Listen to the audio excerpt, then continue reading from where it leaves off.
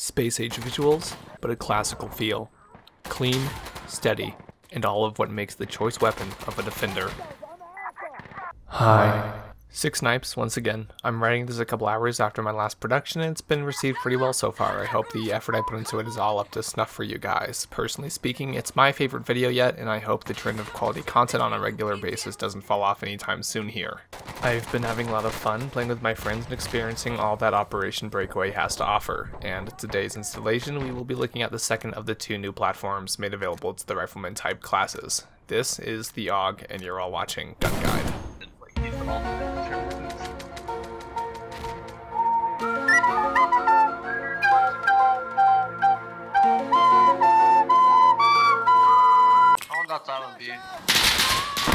The AUG A3, or else the Steyr AUG, is an Austrian-built firearm meant to be used as the standard platform for various European operating units and forces in the late 60s. Much like the FAMAS, it is a bullpup configuration featuring the all-important standardized 5.56 NATO round and polymer-centric design which was popular at the time. Cheap, reliable, and highly range-effective are three primary aspects of the security-based weapon and the utilities it provides.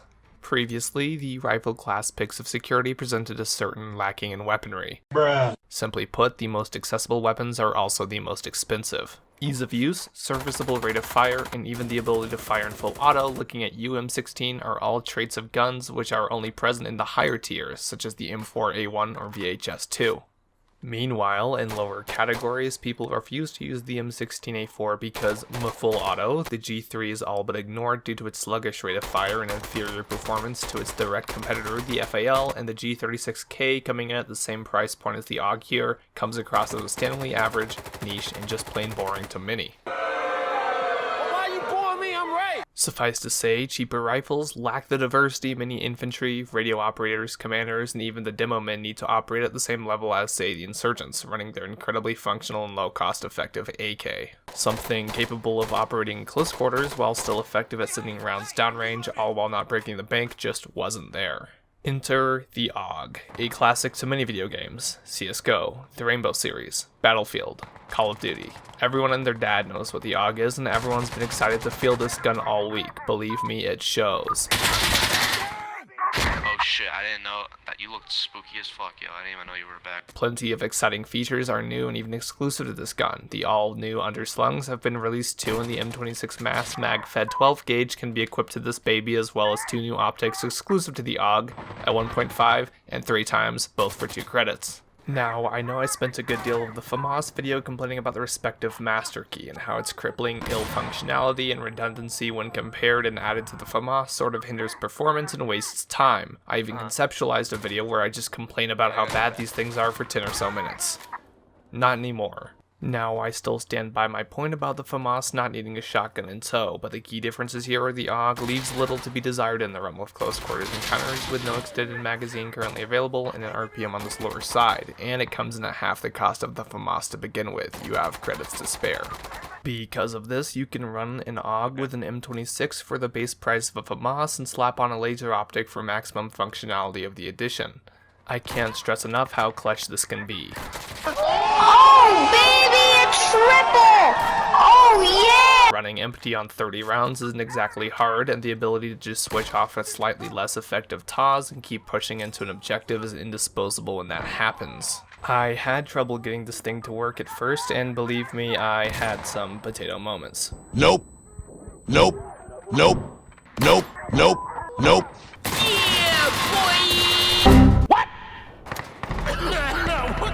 Hello there. Why are you running? Nope. Nope. That being said, after getting used to this, the range at which you can score kills is incredible. Just don't put too much faith in that facet. I wouldn't even recommend using an optic for close quarters either. Sure, a basic holographic is fine, but the iron sights are the best I've seen in quite a while. They're at least better than the oddly shaped, peripherally obstructive ones on the FAMAS. If you must have a range advantage though, the custom optics are for you. The A1 and A3 scopes with 1.5 and 3 times magnification respectively are both fine additions.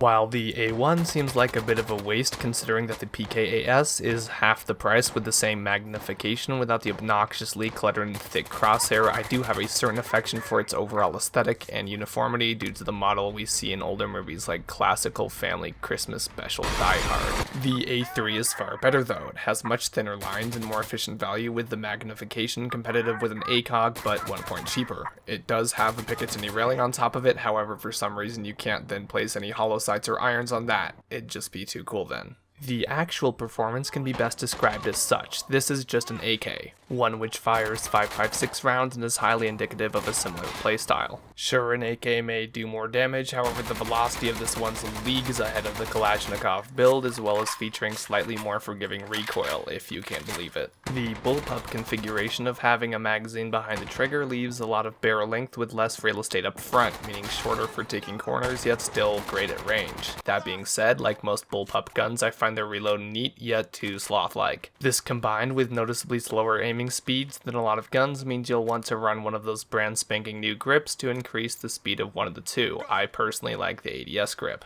It also fields the standard grenade launcher you'll find on most rifleman-esque weapons, and yes, it's more of the same brutally effective plays with the smoke launching. I'll still take the mass whenever I can though, I just have way too much fun with it. Having previously turned you guys onto the secret Skeletor performance boost, I'd be lying if I didn't say the same goes for this gun too. However, this time employing the ever so tactical Desert Hex skin as well as Urban Warden uniform and ballistic hood, which make you look like the true Dark Souls-esque boss you really are with this gun. And that's just about all I have to say about this gun's attributes. I will however add that having written and produced reviews on both guns now, I can say that the AUG, while not the tryhard sweat machine which makes every one of the 5 competitive players in the game foam at the mouth just thinking about, it is bar none my favorite gun to be added to Sandstorm. Not just since Breakaway, but ever since I began playing a year ago with the VHS and QBZ were new. It's so aesthetically pleasing and I would gladly pay the $3 just to get the one absolutely gorgeous skin for this. However, it also includes ones for the previously covered and personally Bay M16A4, Mark 18 CQBR, as well as the Tavor 7 and Tactical 45 handgun. I really can't sing enough praises for this gun, and if you can't get enough of this content— Did you like that segue? It was pretty nice, wasn't it? Then you're free to drop a like and subscribe if you enjoyed. I've been Six Snipes, this is my new squeeze, the AUG A3, and you're all watching Gun Guy. I'll be seeing you all out there in Breakaway.